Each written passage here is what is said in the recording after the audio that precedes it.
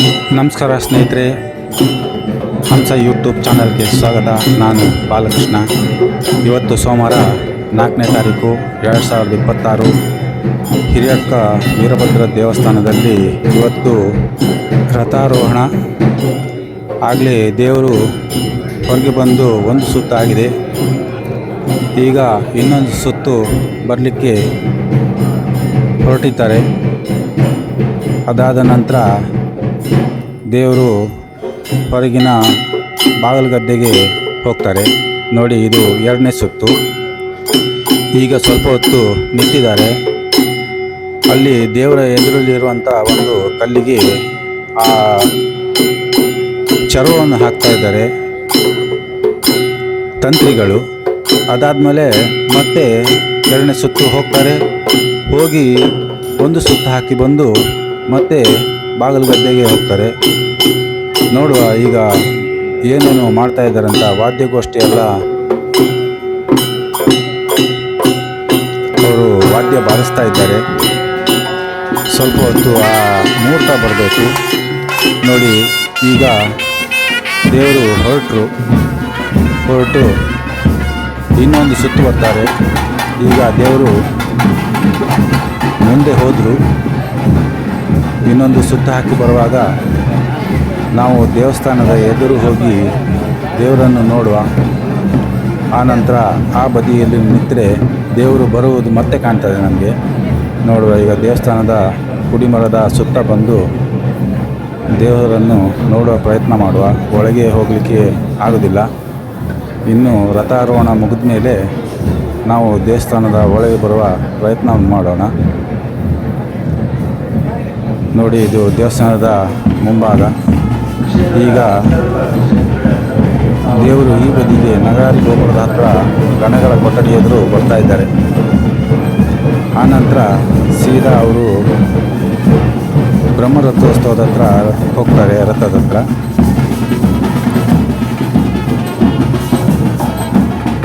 ನೋಡಿ, ಬಿರುದಾವಳಿಗಳು, ಬ್ಯಾಂಡ್ ಸೆಟ್ನವರು, ವಾಲಗದವರು ಎಲ್ಲರೂ ಬರ್ತಾ ಇದ್ದಾರೆ. ದೇವರನ್ನು ಹೊತ್ತು ಬಂದರು. ನೋಡಿ, ಭಾಳ ವಿಶೇಷವಾದ ಒಂದು ದೃಶ್ಯ. ಮೊದಲೆಲ್ಲ 12 ಗಂಟೆಗೆ ರಥಾರೋಹಣ ಆಗ್ತಾ ಇತ್ತು. ಈಗ ಸ್ವಲ್ಪ ಬೇಗ ಅಂದರೆ 10-10:30ಗೆ ರಥಾರೋಹಣ ಮಾಡ್ತಾರೆ. ಕಾರಣ ಬಿಸಿಲಿರೋದ್ರಿಂದ ಅಲ್ಲಿ ನಡೀಲಿಕ್ಕೆ ಆಗೋದಿಲ್ಲ. ದರ್ಶನ ಪಾತ್ರೆಗಳಿಗೆ ಆ ದೇವರು ಹೊತ್ಕೊಂಡು ಅಲ್ಲಿ ನಡೀಲಿಕ್ಕೆ ಆಗೋದಿಲ್ಲ. ಯಾಕಂದರೆ ರೋಡ್ ಭಾಳ ಬಿಸಿಯಾಗಿರ್ತದೆ. ಭಾಳಷ್ಟು 10 ಗಂಟೆಗಾದರೂ ಸಹ ಜನ ಸೇರಿದ್ದಾರೆ. ರಥಾರೋಹಣ ಆಗುವಾಗ ಇನ್ನಷ್ಟು ಜನ ಸೇರ್ತಾರೆ. ನೋಡಿ, ಈಗ ದೇವರನ್ನು ಹೊತ್ಕೊಂಡು ಅವರು ಬ್ರಹ್ಮರಥದ ಹತ್ರ ಹೋಗ್ತಾ ಇದ್ದಾರೆ. ನಾನು ಕೂಡ ಹಿಂದೆ ಬಂದೆ. ನೋಡಿ, ಬ್ರಹ್ಮರಥಕ್ಕೆ ಸುತ್ತ ಹಾಕ್ತಾರೆ. ಇಲ್ಲಿ ರಥಾರೋಹಣ ಆಗೋಕ್ಕಿಂತ ಮುಂಚೆ ಗರುಡ ಬಂದು ರಥದ ಮೇಲೆ ಸುಮಾರು 3 ಸುತ್ತು ತಿರುಗಿ ಹೋಗ್ತಾನೆ. ಒಂದೊಂದು ಸಾರಿ ಕಾಣಿಸ್ತದೆ, ಒಂದೊಂದು ಸಾರಿ ಕಾಣಿಸೋದಿಲ್ಲ. ಯಾವುದೋ ಒಂದು ಗಳಿಗೆಯಲ್ಲಿ ಬಂದು ಸುತ್ತಿ ಹೋಗಿರ್ತಾನೆ. ಕೆಲವರು ನೋಡಿರ್ತಾರೆ. ಆ ಮುಹೂರ್ತಕ್ಕೆ ಸರಿಯಾಗಿ ರಥಾರೋಹಣ ನಡೀತು. ನೋಡಿ, ಈಗ ದೇವರನ್ನು ಹೊತ್ತುಕೊಂಡು ಅಲ್ಲಿ ನಿಂತಿದ್ದಾರೆ. ಬೆಳಗ್ಗೆ 10 ಗಂಟೆ ಆದರೂ ಸಹ ಭಾಳ ಬಿಸಿಲುಂಟು. ಇಲ್ಲಿ ರಥಕ್ಕೆಲ್ಲ ಮೆಟ್ಲನ್ನು ಇಟ್ಟಿದ್ದಾರೆ. ಅಲ್ಲಿ ಗಡುಕಲ್ಲನ್ನುಂಟು. ಅದಕ್ಕೆ ದೇವರ ಮೇಲೆ ರಥಕ್ಕೆ ಹೋದ ಮೇಲೆ ಆ ಏಣಿಯನ್ನು ಬಿಚ್ಚುತ್ತಾರೆ. ಆಗ ಆ ಊರಿನ ಹಿರಿಯರೆಲ್ಲ ಅದಕ್ಕೆ ಆ ಒಂದು ಕೆತ್ತಿಟ್ಟಂಥ ಒಂದು ಗೊಂಡವನ್ನು ಆ ಗಡುಕಲ್ಲಿಗೆ ಹೊಡಿತಾರೆ. ಆನಂತರ ರಥವನ್ನು ಸ್ವಲ್ಪ ಮುಂದೆ ಎಳೆದು ಬಿಡ್ತಾರೆ. ಸಾಯಂಕಾಲ 5-5:30ಗೆ ಮಹಾರಥೋತ್ಸವ. ಅದನ್ನು ಕೂಡ ನಾವು ನೋಡುವ. ಈಗ ಇದು ಬೆಳಗಿನ ರಥಾರೋಹಣ. ಸುಮಾರು ಜನ ಸೇರಿದ್ದಾರೆ. ನೋಡುವ ಏನೇನು ಮಾಡ್ತಾರೆ ಅಂತ ನಾವು ಕೂಡ ನಿಮ್ಮೊಂದಿಗೆ ನೋಡ್ತಾ ಇರೋಣ.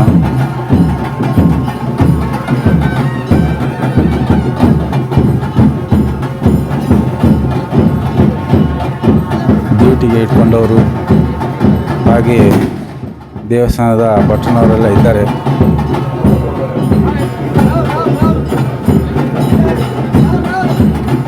ಆ ಒಂದು ಮುಹೂರ್ತದಲ್ಲಿ ದೇವರನ್ನು ರಥಕ್ಕೆ ಮಾಡ್ತಾರೆ. ಆಮೇಲೆ ರಥಾರೋಹಣ ಆದಮೇಲೆ ಎಲ್ಲ ಹಣ್ಣುಕಾಯಿ ಮಾಡಿಸೋರಿಗೆ ಇಲ್ಲಿ ಅವಕಾಶ ಉಂಟು. ಹಾಗೆ ರಥದಲ್ಲಿರೋ ದೇವರಿಗೆ ಹಣ್ಣುಕಾಯಿ ಮಾಡ್ತಾರೆ. ಅಲ್ಲಿ ಈ ರಥದ ಬದಿಯಲ್ಲೇ ಒಂದು ಕೌಂಟರನ್ನು ಮಾಡಿದ್ದಾರೆ ನೋಡಿ. ಈಗ ದೇವರನ್ನು ಹೊತ್ತವರು ರಥದ ಸುತ್ತಿಗೆ ಬಂದರು. 2-3 ಸುತ್ತಾದ ಮೇಲೆ ರಥದ ಎದುರು ಸ್ವಲ್ಪ ಹೊತ್ತು ಅವರು ಆ ರಥ ಹತ್ತೋಕ್ಕಿಂತ ಮುಂಚೆ ಆ ದೇವರನ್ನು ಸ್ವಲ್ಪ ಹೊತ್ತು ತಲೆ ಮೇಲೆ ಹೊತ್ತು ಕುಣಿಸ್ತಾರೆ. ಅದು ದೃಶ್ಯ ಕೂಡ ನೋಡಲಿಕ್ಕೆ ಭಾಳ ವಿಶೇಷ. ದೇವರಿಗೆ ತುಂಬ ಮಲ್ಲಿಗೆ ಹೂವಿನ ಅಲಂಕಾರ ಮಾಡ್ತಾರೆ ನೋಡಿ. ನಿಧಾನವಾಗಿ ಬರ್ತಾರೆ. ಪ್ರತಿ ಚಕ್ರಕ್ಕೂ ಸಹ ಪೂಜೆ ಮಾಡ್ತಾರೆ. ರಥದ ಚಕ್ರಕ್ಕೆ ಅದಕ್ಕೊಂದು ಕಾಯಿ ಇಟ್ಟು ಅದನ್ನು ಪೂಜೆ ಮಾಡ್ತಾರೆ. ಪ್ರತಿ ಚಕ್ರಕ್ಕೂ ಚರ್ಮ ಹಾಕ್ತಾರೆ. ಭಾಳ ವಿಶೇಷವಾದ ಬ್ರಹ್ಮರಥ, ಭಾಳ ಎತ್ತರವಾದ ರಥ. ನೋಡಬೇಕು ನಿಮಗೆ ಈ ರಥವನ್ನು ಒಂದು ಸಾರಿ ನೋಡಿ, ಎಷ್ಟು ಚಂದದ ರಥ. ಇಲ್ಲಿ ಈ ಥರ ರಥ ಇರೋದು ಎರಡೇ ಕಡೆ, ಒಂದು ಹಿರಿಯಡ್ಕ, ಮತ್ತೊಂದು ಉಡುಪಿ. ಸಾಮಾನ್ಯವಾಗಿ ನೀವು ರಥೋತ್ಸವನ್ನೆಲ್ಲ ನೋಡಿರ್ಬೋದು, ಆದರೆ ಹಿರಿಯಡ್ಕ ಮತ್ತು ಉಡುಪಿಯಲ್ಲಿ ಇರುವಂಥ ರಥ ನೋಡಲಿಕ್ಕೆ ಭಾಳ ಸುಂದರ, ಎತ್ತರವಾದ ಜಿಕ್ಕೆ, ಹಾಗೆ ಅದರ ಮೇಲೆ ದೇವರು ಕುತ್ಕೊಳ್ಳುವಂಥ ಒಂದು ಮಂಟಪ, ಅದರ ನಂತರ ಒಂದು ರೌಂಡ್ ಶೇಪಿನ ಒಂದು ಗೋಲ, ಅದರ ಮೇಲೆ ಮತ್ತೊಂದು ಸಣ್ಣ ಗೋಲ, ಅದರ ಮೇಲೆ ಒಂದು ಕೊಡೆ, ಹೀಗೆ ಹಲವಾರು ಒಂದು ಸ್ಟೆಪ್ ಥರ ಮಾಡಿರ್ತಾರೆ. ಅದನ್ನು ನೋಡಲಿಕ್ಕೇ ಭಾಳ ಚಂದ.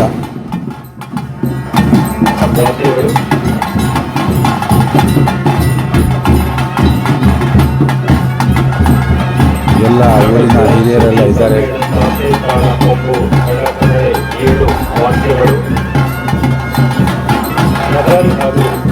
ಮೊದಲೆಲ್ಲ ಇದು 12 ಗಂಟೆಗೆ ಶುರುವಾಗ್ತಿತ್ತು. ಈಗ ಸ್ವಲ್ಪ ಬೇಗ ಶುರು ಮಾಡ್ತಾರೆ. 12 ಗಂಟೆಗೆ ಅಂದರೆ ಇಲ್ಲಿ ಆ ನೆಲದ ಮೇಲೆ ಕಾಲಿಡಲಿಕ್ಕೆ ಸಾಧ್ಯ ಆಗೋದಿಲ್ಲ, ಅಷ್ಟೊಂದು ಬಿಸಿ ಇರ್ತದೆ. ರಥವನ್ನು ಎಳೆಯೋರು ಬರೇ ಕಾಲಲ್ಲಿ ರಥವನ್ನು ಎಳಿಬೇಕು. ಚಪ್ಪಲಿ ಹಾಕ್ಕೊಂಡೆಲ್ಲ ಅದನ್ನು ಆ ದೇವರ ಹಗ್ಗವನ್ನು ಮುಟ್ಲಿಕ್ಕಿಲ್ಲ, ಯಾಕಂದರೆ ಅಶುದ್ಧ ಆಗ್ತದೆ ಅಂತ. ಹಾಗಾಗಿ ಎಲ್ಲರೂ ಬರೇ ಕಾಲಲ್ಲಿರ್ತಾರೆ.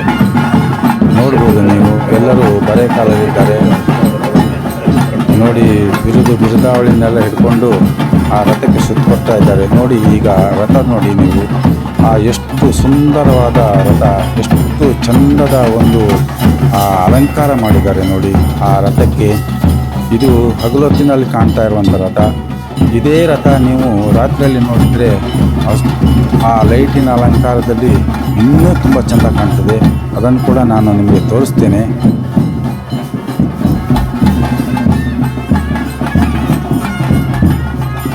ಎಷ್ಟು ನಿಧಾನದ ನಡಿಗೆಯಲ್ಲಿ ಆ ದೇವರನ್ನು ಹೊತ್ಕೊಂಡು ಆ ರಥಕ್ಕೆ ಸುತ್ತು ಬರ್ತಾ ಇದ್ದಾರೆ.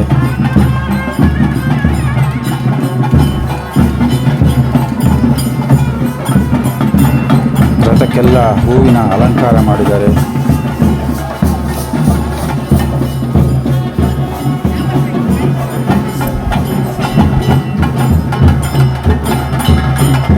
ಮೊದಲೆಲ್ಲ ಈ ರಥವನ್ನು ಎಳ್ಕೊಂಡು ಹೋಗೋ ಜಾಗ ಮಣ್ಣಿಗಾಗಿತ್ತು. ಅಂದರೆ ಆಚೆ ಈಚೆ ಬದಿಯೆಲ್ಲ ಗದ್ದೆ ಮಾಡ್ತಿದ್ರು. ಗದ್ದೆನ ಹಾಗೆ ಲೆವೆಲ್ ಮಾಡಿ ಅದ್ರ ಮೇಲೆ ರಥ ಎಳ್ಕೊಂಡು ಹೋಗ್ತಾಯಿದ್ರು. ಈಗ ರಥಕ್ಕೆ ಅಂತ ಒಂದು ರೋಡ್ ಮಾಡಿದ್ದಾರೆ. ಆ ರೋಡ್ನಲ್ಲೇ ಹೋಗ್ತದೆ. ಅದಕ್ಕೆ ಸಿಮೆಂಟಿನ ಒಂದು ರೋಡ್ ಮಾಡಿದ್ದಾರೆ. ಅದು ಭಾಳ ಬಿಸಿಯಾಗಿ ಇರುತ್ತದೆ, ಯಾಕಂದರೆ ಭಾಳ ಬೇಸಿಗೆ, ಬಿಸಿಲು ಬೇಗ ಬಿಸಿ ಆಗ್ತದೆ. ಹಾಗಾಗಿ ದೇವರು ಹೊತ್ಕೊಂಡವರಿಗೆ ಭಾಳ ಕಷ್ಟ ಆಗ್ತದೆ. ಬೇಗ ರಥಾರೋಹಣ ಆದರೆ ಅವರಿಗೆ ಸಹ ಸುಲಭ. ಇಲ್ಲ ಅಂದರೆ ಇಲ್ಲಿ ಅದನ್ನು ಹೊತ್ಕೊಂಡು ಆ ರಥದ ಎದುರು ಸುಮಾರು ಒಂದು 10-15 ನಿಮಿಷ ಅವರು ಆ ದೇವರನ್ನು ಕುಣಿಸ್ತಾರೆ.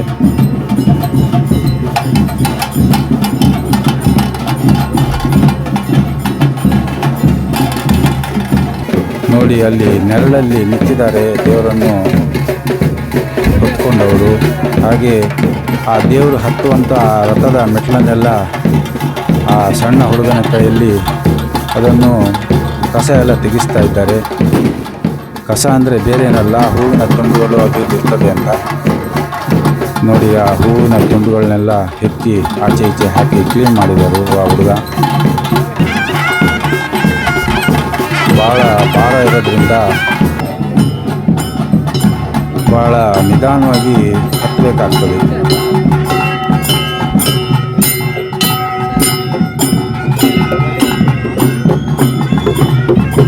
ನೋಡಿ ವಾದ್ಯದವರೆಲ್ಲ ಬಂದರು.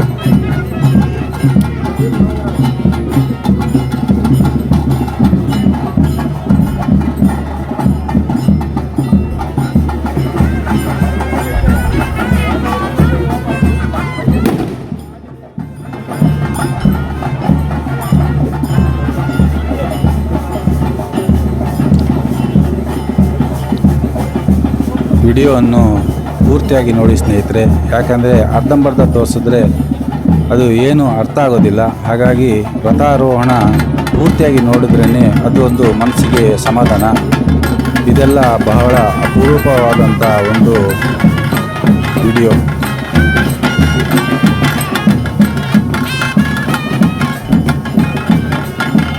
ಎಷ್ಟು ನೋಡಿದರೂ ಕಮ್ಮಿನೇ.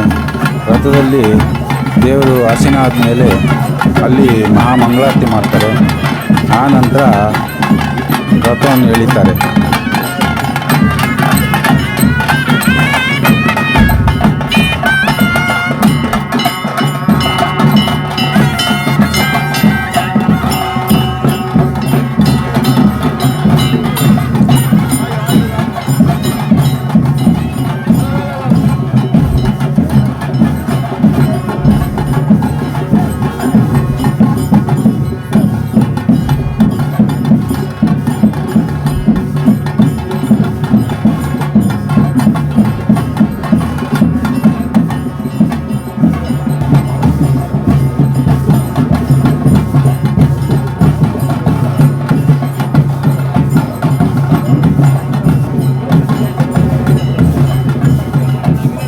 ಸುಮಾರು ಜನ ಭಟ್ರವರೆಲ್ಲ ರಥದ ಮೇಲೆ ಹತ್ತಿ ಹೋಗ್ತಾ ಇದ್ದಾರೆ.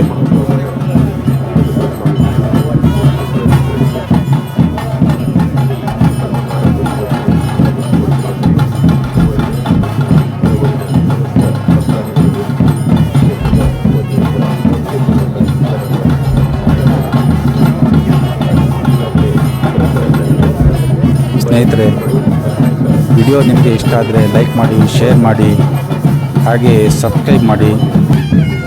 ನಿಮ್ಮ ಬೆಂಬಲವೇ ನಮಗೆ ಶ್ರೀರಕ್ಷೆ. ಮತ್ತೆ ಮತ್ತೆ ಇಂಥದೇ ವಿಡಿಯೋಗಳನ್ನೆಲ್ಲ ಮಾಡೋದಕ್ಕೆ ನಮಗೆ ಹುಮ್ಮಸ್ಸು ಬರ್ತದೆ. ನೋಡಿ ಈಗ ದೇವರನ್ನು ಹೊತ್ತವರು ಆ ರಥದ ಮುಂದೆ ನೋಡಿ ಹೇಗೆ ಆ ನರ್ತನ ಮಾಡಿಕೊಂಡು ಹೋಗ್ತಾರೆ ಅಂತ. ಈಗ ಅವರ ಮೈ ಮೇಲೆ ಆಕರ್ಷಣೆ ಆಗ್ತಾ ಇದ್ದಾರೆ. ನೋಡಿ ಈಗ ಅವರು ಹಾಗೆ ದರ್ಶನ ಮಾಡಿಕೊಂಡು ಆ ರಥದ ಮುಂದೆ ಒಂದು 3-4 ರೌಂಡು ತಿರುಗ್ತಾರೆ.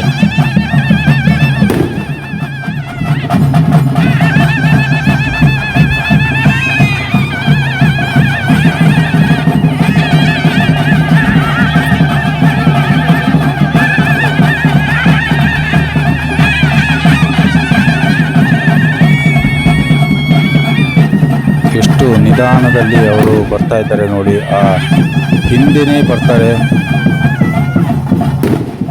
ಭಕ್ತರೆಲ್ಲ ಆ ದೇವರ ಮನೆಯಲ್ಲಿಂದ ಬಿದ್ದಂಥ ಹೂವನ್ನೆಲ್ಲ ಎತ್ತಿ ಇಟ್ಕೊಳ್ತಾರೆ ಪ್ರಸಾದ ರೂಪದಲ್ಲಿ.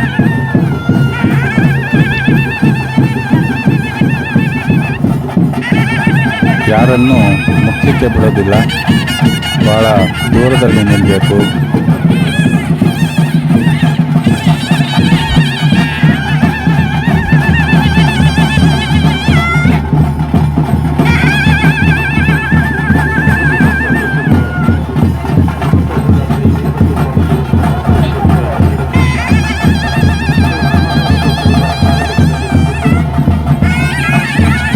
ನೋಡಿ ಯಾವ ರೀತಿಯಾದ ಒಂದು ನರ್ತನ ಮಾಡಿಕೊಂಡು ಹೋಗ್ತಾ ಇದ್ದಾರೆ ಅಂತ.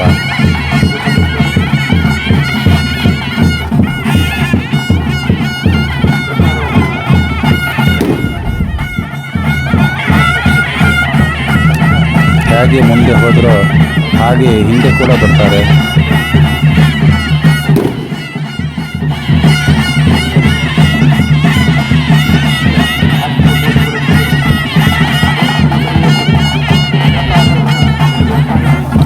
ಈಗ ನಾವು ದೇವರನ್ನು ಎದುರು ಬದಿಯಲ್ಲಿ ನೋಡ್ಬೋದು ನೋಡಿ.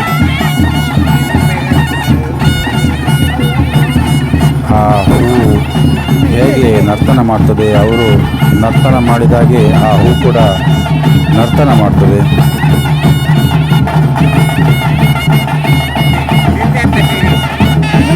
ನೋಡಿ, ಕೈ ಏನು ಮುಟ್ಟೋದಿಲ್ಲ, ದೇವರನ್ನು ಹಾಗೆ ಬರೇ ಕೈಯಲ್ಲಿ ಅವರು ಆ ನರ್ತನ ಮಾಡ್ತಾ ಇದ್ದಾರೆ. ಅವರಿಗೆ ಎಷ್ಟು ಅದು ಆ ಗಟ್ಟಿಯಾಗಿ ತಲೆ ಮೇಲೆ ಕೂತಿದೆ ನೋಡಿ.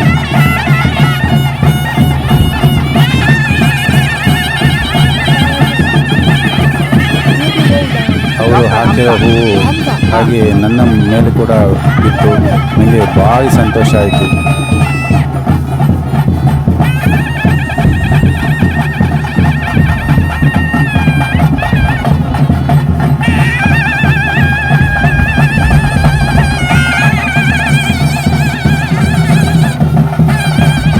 ಇನ್ನೇನು ಒಂದು ಸ್ವಲ್ಪ ಹೊತ್ತಲ್ಲಿ ದೇವರು ರಥಕ್ಕಾಗ್ತಾರೆ.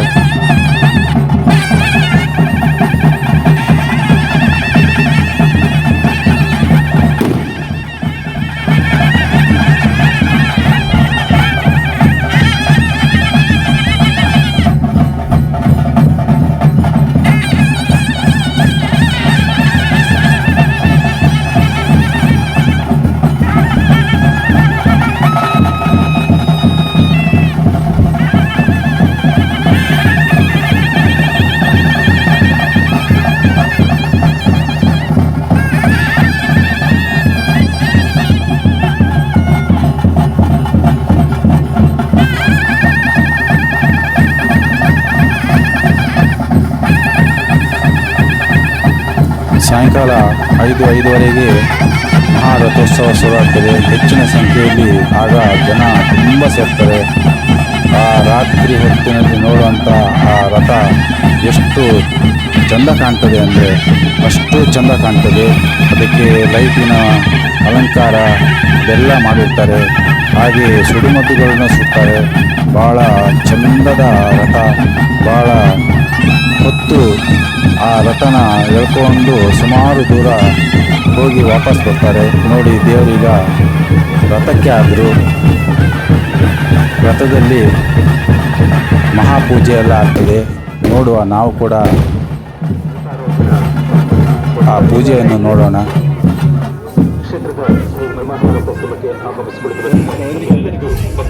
ಬಹಳಷ್ಟು ಅಂಗಡಿ ಮುಗ್ಗಟ್ಟುಗಳೆಲ್ಲ ಬಂದಿದೆ ನೋಡಿ. ಸಾಕಷ್ಟು ಜನ ಕೂಡ ಸೇರಿದ್ದಾರೆ. ವರ್ಷಾವಧಿ ಜಾತ್ರೆ ಭಾಳ ವಿಶೇಷ. ಹಿರಿಯಡ್ಕದ ಜಾತ್ರೆ ಅಂದರೆ ಸುತ್ತಮುತ್ತಲ ಹಲವು ಊರುಗಳಿಗೆ ಭಾಳ ವಿಶೇಷವಾದ ಹಬ್ಬದ ರೀತಿ. ಹಾಗೆ ಎಲ್ಲ ಕಡೆಯಿಂದನೂ ಇಲ್ಲಿ ರಥೋತ್ಸವ ನೋಡಲಿಕ್ಕೆ ಬರ್ತಾರೆ. ಹಾಗೆ ರಥಾರೋಹಣ ನೋಡೋಕ್ಕೂ ಕೂಡ ಬರ್ತಾರೆ. ಬೆಳಿಗ್ಗೆ ಬಂದವರು ರಥೋತ್ಸವ ಎಲ್ಲ ಮುಗಿಸ್ಕೊಂಡು ರಾತ್ರಿ ಅಥವಾ ಮರುದಿವಸ ಹೋಗ್ತಾರೆ.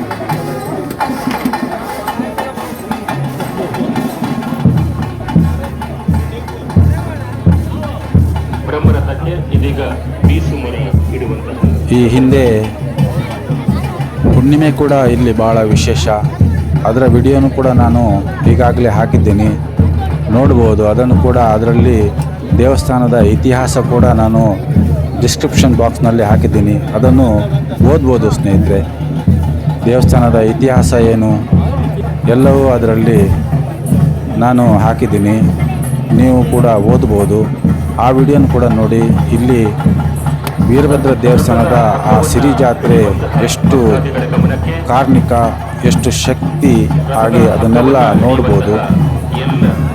ಅದಾದ ನಂತರ ಮುಂದಿನ ವಿಡಿಯೋ ನಾನು ಸಾಯಂಕಾಲದ ಮಹಾರಥೋತ್ಸವ ಅದನ್ನು ಹಾಕ್ತೀನಿ, ಅದನ್ನು ಕೂಡ ನೋಡ್ಬೋದು. ಹಾಗೆ ಇಲ್ಲಿ ದೇವಸ್ಥಾನದ ಹಿಂದೆ ಒಂದು ಬ್ರಹ್ಮಸ್ಥಾನ, ಆದಿ ಬ್ರಹ್ಮಸ್ಥಾನ ಹಾಗೆ ಆದಿ ನಾಗಬನ ಕೂಡ ಉಂಟು ನೋಡಿ. ದೇವರಿಗೆ ಈಗ ಮಹಾ ಮಂಗಳಾರತಿ ಮಾಡ್ತಾರೆ. ಭಾಳ ವಿಶೇಷವಾದ ಆರತಿ.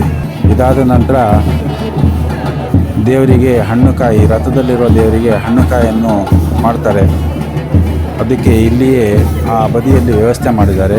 ಭಕ್ತರೆಲ್ಲರೂ ಅಲ್ಲಿ ಹಣ್ಣುಕಾಯಿ ಮಾಡಿಸ್ತಾರೆ. ಭಾಳಷ್ಟು ಜನ ಸೇರಿದ್ದಾರೆ ನೋಡಿ. ಸಾಯಂಕಾಲ ಹೊತ್ತು ಎಳಿಲಿಕ್ಕೆ ಆಗದೇ ಇರೋರಿಗೆ ರಥ ಇದೊಂದು ಸುವರ್ಣ ಅವಕಾಶ. ಸೇವೆ ಕೊಡೋರು ಇಲ್ಲಿ ಎಲ್ಲ ಬೆಳ್ಳಿಯ ಒಂದು ವಸ್ತುಗಳನ್ನು ಇಟ್ಟಿದ್ದಾರೆ.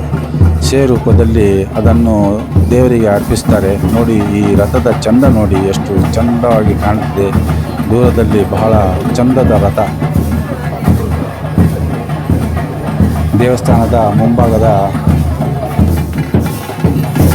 ಜಾಗದಲ್ಲಿ ರಥೋತ್ಸವ ಆಗೋದು ನೋಡಿ. ಇಲ್ಲಿ ಆ ಗಡುಕಲ್ಲಿಗೆ ಆ ತೆಂಗಿನಕಾಯನ್ನು ಹೊಡಿತಾ ಇದ್ದಾರೆ. ಹಿರಿಯರೆಲ್ಲ ಆ ಕಾಯನ್ನು ಹೊಡೆದಾದ ಮೇಲೆ ರಥವನ್ನು ಆ ಗಡುಕಲ್ ತನಕ ಎಳೆದು ನಿಲ್ಲಿಸ್ತಾರೆ. ಮತ್ತು ಸಾಯಂಕಾಲ 5:30 ನಂತರ ಮಹಾರಥೋತ್ಸವ. ಅಲ್ಲಿವರೆಗೂ ಭಕ್ತರೆಲ್ಲರಿಗೂ ಹಣ್ಣುಕಾಯಿ ಮಾಡಿಸ್ಕೊಳ್ಳುವಂಥ ಅವಕಾಶ. ಹಾಗೆ ಬಂದವರೆಲ್ಲ ಇಲ್ಲಿ ಸುತ್ತಮುತ್ತ ಇರೋ ಅಂಗಡಿಗಳಲ್ಲಿ ತಮಗೆ ಬೇಕಾದಂಥ ವಸ್ತುಗಳನ್ನೆಲ್ಲ ತಗೊಳ್ತಾರೆ. ನೋಡಿ ರಥವನ್ನು ಎಳೆದು ಅಲ್ಲಿವರೆಗೂ ನಿಲ್ಲಿಸ್ತಾರೆ.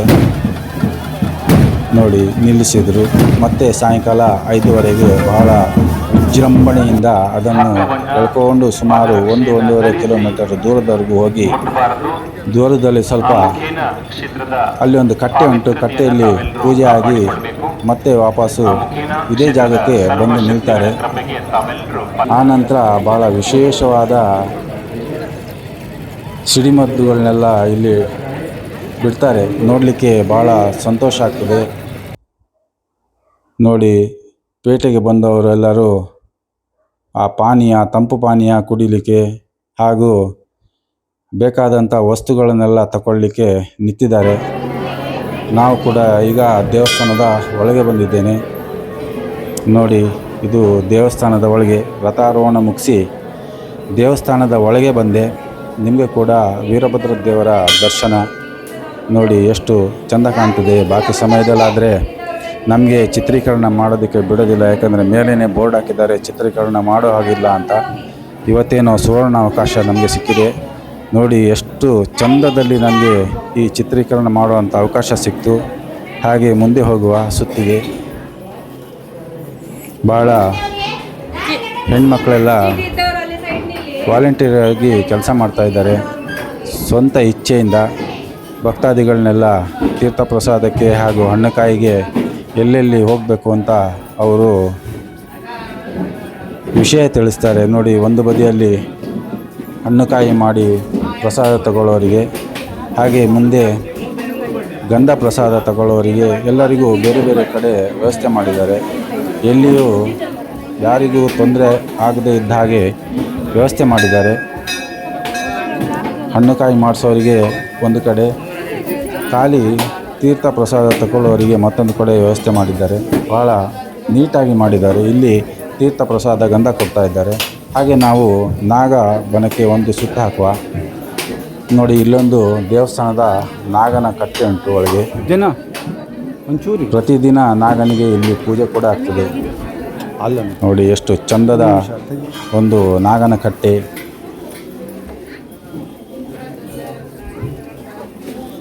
ಹಾಗೆ ನಾಗನಿಗೊಂದು ಸುತ್ತ ಹಾಕಿ ಬದಿಯಲ್ಲಿ ನಿಮಗೆ ಕಾಣ್ತಾ ಇರೋದು ಒಂದು ಪಾರಿಜಾತದ ಕಟ್ಟೆ. ಅದು ಭಾಳ ಹಳೆಯ ಕಟ್ಟೆ. ಮರ ಕೂಡ ಭಾಳ ಹಳೆಯ ಮರ. ಎಷ್ಟೋ ವರ್ಷ ಆಯಿತು. ನಾವು ಸಣ್ಣದು ಇರುವಾಗೂ ಕೂಡ ಅದನ್ನು ನಾನು ನೋಡಿದ್ದೆ, ನೆನಪುಂಟು ನನಗೆ. ನೋಡಿ ಇದು ಬ್ರಹ್ಮದೇವರ ಗುಡಿ. ಹಿರೇಡ್ಕದಲ್ಲಿ ಬ್ರಹ್ಮದೇವರಿಗೆ ಪೂಜೆ ನಡೀತದೆ. ನೋಡಿ ಇಲ್ಲಿ ಆ ಗರ್ಭಗುಡಿಗೆ ಹಾಕಿರುವಂಥ ಆ ಮರದ ಕೆತ್ತನೆಗಳು ನೋಡಿ ಎಷ್ಟು ಚೆಂದ ಉಂಟು. ಆ ಕೆತ್ತನೆ ಭಾಳ ಚೆಂದ ಮಾಡಿದ್ದಾರೆ. ಆದರೆ ಈಗ ಬಿಸಿಲಿಗೆ ಅದು ಎಲ್ಲ ಇದಾಗಿ ಅದರ ಪಾಲಿಷ್ ಎಲ್ಲ ಹೋಗಿದೆ. ಈ ಸಾರಿ ಅದಕ್ಕೆ ಪಾಲಿಷ್ ಮಾಡಿದಾಗೆ ಕಾಣ್ತಾ ಇಲ್ಲ. ಹಾಗೆ ಕೆಲವು ಕಡೆ ಎಲ್ಲ ಬಿಳಿ ಬಿಳಿಯಾಗಿ ಸ್ವಲ್ಪ ಬಣ್ಣ ಮಾಸಿದಾಗೆ ಕಾಣ್ತಾ ಉಂಟು. ಮತ್ತು ಮಳೆಗಾಲ ಶುರು ಆಯಿತು ಅಂತಂದರೆ ಅದು ಮತ್ತು ಹಾಳಾಗುವ ಸಂಭವ ಕಾಣ್ತದೆ. ನೋಡಿ ಎಷ್ಟು ಮೊದಲೆಲ್ಲ ಪಾಲಿಷ್ ಕೊಟ್ಟು ಭಾಳ ಚೆಂದ ಕಾಣ್ತಾ ಇತ್ತು. ಈಗ ಎದುರು ಬದಿಯೆಲ್ಲ ಭಾಳ ಬಿಳಿ ಬಿಳಿಯಾಗಿ ಕಾಣ್ತಾ ಉಂಟು. ನೋಡುವ ಸಂಬಂಧಪಟ್ಟವರು ಅದಕ್ಕೆ ಏನಾದರೂ ವ್ಯವಸ್ಥೆ ಮಾಡಬಹುದು. ನೋಡಿ, ಇದು ವೀರಭದ್ರ ದೇವರ ಒಂದು ಗರ್ಭಗುಡಿ. ಅಲ್ಲಿ ಕೂಡ ಬೆಳ್ಳಿಯ ಒಂದು ಹೊದಿಕೆಯನ್ನು ಹಾಕಿದ್ದಾರೆ ಆ ದಡಿಗೆಲ್ಲ. ಅದು ಇಷ್ಟು ಸಮಯ ಭಾಳ ಕಪ್ಪಾಗಿತ್ತು, ಈಗ ಸ್ವಲ್ಪ ಅದಕ್ಕೆ ಏನೋ ಪಾಲಿಷ್ ಹಾಕಿ ಸ್ವಲ್ಪ ಬಿಳಿ ಮಾಡಿದ್ದಾರೆ.